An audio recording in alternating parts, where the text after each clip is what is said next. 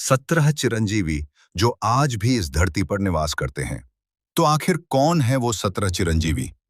आज हम समय की परतों को खोलकर एक ऐसा रहस्य आपके सामने रखने जा रहे हैं जिसे सुनकर शायद आपको अपनी ही वास्तविकता पर संदेह होने लगे। जरा सोचिए, क्या यह संभव है कि जो धरती आज से हजारों लाखों साल पहले थी, जिन योद्धाओं ने त्रेता और द्वापर युग में युद्ध लड़े, वे आज भी हमारे बीच इसी कलयुग के शोर शराबे से दूर किसी एकांत में सांस ले रहे हों? पद्म पुराण का एक प्रसिद्ध श्लोक है, अश्वत्थामा बलर व्यासो हनुमान विभीषण कृपा परशुरामस सप्तते चिरंजीविन। आमतौर पर यह माना जाता है कि सनातन धर्म में केवल वल 7 चिरंजीवी यानी अमर हैं। लेकिन आज हम आपको जो कथा सुनाने जा रहे हैं वह इस अधूरे सच को पूरा करेगी। हमारे वेदों, पुराणों और महाकाव्यों के गहरे अध्ययन से ये साक्ष्य मिलते हैं कि 7 नहीं बल्कि 17 चिरंजीवी हैं जो आज भी इस धरती पर निवास करते हैं। ये वे महान आत्माएं हैं जो देवंश या मनुष्य रूप में पैदा हुई, जिन्हें या तो उनके महान कर्मों के लिए अमरता का वरदान मिला या फिर उनके किसी भयंकर पाप के लिए युगों युगों तक इस धरती पर भटकने का श्राप। आइए एक दिव्य यात्रा पर चलते हैं और अध्याय दर अध्याय जानते हैं इन 17 अमर योद्धाओं, ऋषियों और अवतारों की अनकही कहानी जो कलयुग के अंत और कल की अवतार के आगमन की प्रतीक्षा कर रहे हैं। नंबर 1, परशुराम। कल्पना कीजिए एक ऐसे योद्धा की जिसके क्रोध से पूरी पृथ्वी कांप उठती थी। भगवान विष्णु के छठे अवतार महर्षि जमनी दग्नि के पुत्र परशुराम जी। वह सभी अस्त्रों, शस्त्रों और ब्रह्मांड के सबसे रहस्यमय दिव्य हथियारों के स्वामी हैं। त्रेता युग में जब धरती पर अधर्मी राजाओं का अत्याचार चरम पर था, तब परशुराम जी ने अपने अजय भर से, जिसे उन्होंने भगवान शिव की घोर तपस्या करके प्राप्त किया था, से अधर्मियों का विनाश किया। आज परशुराम जी कहाँ हैं? साक्ष्यों के अनुसार वह आज भी महेंद्र पर्वत की रहस्यमयी गुफाओं में गहन तपस्या में लीन हैं। पद्म पुराण में यह स्पष्ट रूप से वर्णित है कि जब कलयुग अपने चरम पर होगा और भगवान विष्णु कल की अवतार लेंगे, तब परशुराम जी एक बार फिर उनके गुरु के रूप में प्रकट होंगे। वे ही कल की अवतार को दिव्य अस्त्र शस्त्रों की विद्या देंगे ताकि भयंकर कली पुरुष का वध किया जा सके। 2, रामदूत हनुमान जी।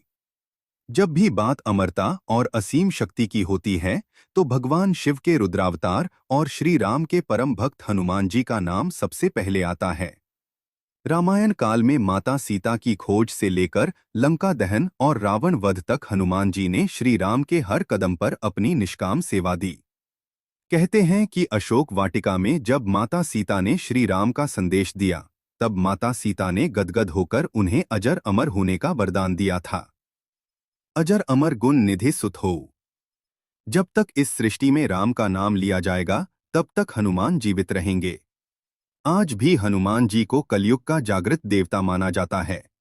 साक्ष्य बताते हैं कि श्रीलंका के घने जंगलों में रहने वाले मातंग कबीले के लोगों से हनुमान जी हर 41 साल में मिलने आते हैं और उन्हें ब्रह्म ज्ञान देते हैं। जब कली पुरुष से कल की अवतार का अंतिम युद्ध होगा, तब हनुमान जी उनके मुख्य अंगरक्षक के रूप में रणभूमि में गदा लेकर फिर से उतरेंगे। 3, दानवीर। राजा बलि, प्रहलाद के पौत्र और व्योचन के पुत्र असुरराज बलि। बलि इतने वीर थे कि उन्होंने तीनों लोकों पर अधिकार कर लिया था।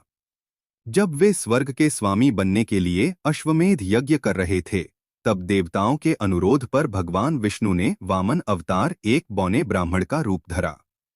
वामन देव ने राजा बलि से दान में केवल 3 पग भूमि मांगी। बलि के गुरु शुक्राचार्य ने उन्हें चेतावनी भी दी, लेकिन एक दानवीर पीछे कैसे हटता। जैसे ही बलि ने संकल्प लिया, वामन देव ने अपना आकार इतना विशाल कर लिया कि ब्रह्मांड छोटा पड़ गया। पहले पग में पूरी पृथ्वी और दूसरे में स्वर्ग नाप लिया। तीसरा पग रखने के लिए जगह नहीं बची, तो बलि ने अपना सिर आगे कर दिया। वामन देव ने जैसे ही उनके सिर पर पैर रखा, बलि पाताल लोक पहुंच गए। उनकी इस असीम दानवीरता से प्रसन्न होकर भगवान विष्णु ने उन्हें अमरता का वरदान दिया और पाताल का राजा बना दिया। आज भी केरल में मनाए जाने वाले ओणम पर्व के पीछे यही मान्यता है कि राजा बलि वर्ष में एक बार अपनी प्रजा से मिलने आते हैं। भविष्य पुराण के अनुसार अगले कालचक्र यानी सतयुग में राजा बलि ही स्वर्ग के नए इंद्र बनेंगे। 4 महर्षि वेदव्यास। अगर आज हम अपने धर्म, इतिहास और वेदों को जानते हैं तो उसका श्रेय महर्षि वेदव्यास को जाता है। ऋषि पराशर और माता सत्यवती के पुत्र वेदव्यास केवल एक मुनि नहीं, बल्कि साक्षात भगवान विष्णु के ज्ञान अवतार माने जाते हैं। उन्होंने ही वेदों को 4 भागों जैसे ऋग्वेद, यजुर्वेद, सामवेद और अथर्ववेद में विभाजित किया और 18 पुराणों तथा महाभारत जैसे महान महाकाव्य की रचना की। वेदव्यास जी एक दर्शक के रूप में महाभारत के हर पात्र और घटना के साक्षी रहे हैं। आज भी वे एक चिरंजीवी के रूप में सूक्ष्म रूप में जीवित हैं। आने वाले युग में वे नए सप्तऋषियों के मंडल में शामिल होंगे और कल की अवतार के आध्यात्मिक गुरुओं में से एक कहलाएंगे। 5 लंकाधिपति विभीषण। रावण का भाई होने के बावजूद विभीषण ने धर्म का मार्ग चुना। जब रावण ने माता सीता का हरण किया तो विभीषण ने उन्हें बहुत समझाया, लेकिन रावण के अहंकार ने उन्हें लात मारकर लंका से निकाल दिया। विभीषण ने श्री राम की शरण ली। रावण की मृत्यु का रहस्य यानी नाभि में अमृत श्री राम को विभीषण ने ही बताया था। उनके इसी धर्मपरायण आचरण से प्रसन्न होकर भगवान विष्णु ने उन्हें अजर अमर होने का वरदान दिया। आज भी विभीषण चिरंजीवी हैं और कलयुग के अंत में जब धर्म और अधर्म का महायुद्ध होगा, तब वह भी कल की अवतार के पक्ष में खड़े नजर आएंगे।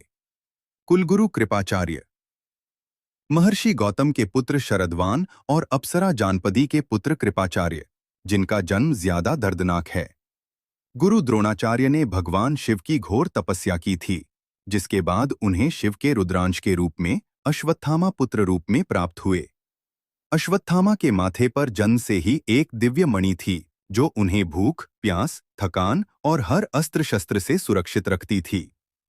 महाभारत युद्ध के अंत में अपने पिता की छल से हुई मृत्यु का प्रतिशोध लेने के लिए अश्वत्थामा ने रात के अंधेरे में पांडवों के शिव पर हमला किया और उनके सोते हुए पुत्रों का वध कर दिया।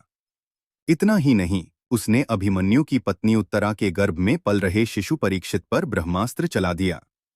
इस कायरतापूर्ण कृत्य पर भगवान श्री कृष्ण का क्रोध फूट पड़ा। उन्होंने अश्वत्थामा के माथे से वह दिव्य मणि निकाल ली और उसे एक खौफनाक श्राप दिया।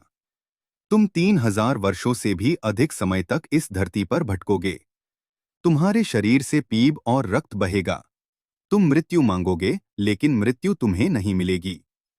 कहा जाता है कि आज भी मध्य प्रदेश के असीरगढ़ किले और नर्मदा नदी के आसपास के जंगलों में एक बहुत ऊंचे कद का व्यक्ति भटकता है, जिसके माथे से खून रिसता रहता है। लेकिन भविष्य मालिका की भविष्यवाणियां कहती हैं कि जब कल की अवतार होगा, तब अश्वत्थामा को उनके पापों से मुक्ति मिलेगी। उनकी मणि उन्हें लौटाई जाएगी और वह अंतिम बार धर्म के पक्ष से लड़कर अपना उद्धार करेंगे। यह तो थे वे 7 चिरंजीवी, जिन्हें लेकिन अब कहानी उस गहराई में उतरती है जहां बाकी 10 अमर आत्माओं का रहस्य छिपा है। वृक्षराज जाम्बवंत। ब्रह्मा जी के जमाई लेने से प्रकट हुए जाम्बवंत जी, जो सतयुग से लेकर द्वापर युग तक जीवित रहे।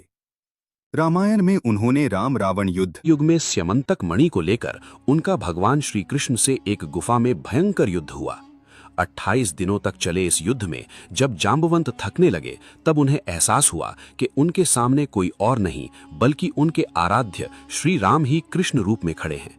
अपनी भूल का प्रायश्चित करते हुए उन्होंने अपनी पुत्री जाम्बवती का विवाह कृष्ण जी से कर दिया। आज भी वे किसी गुप्त गुफा में चिरंजीवी के रूप में निवास करते हैं। महर्षि मार्कंडेय, महादेव के परम भक्त।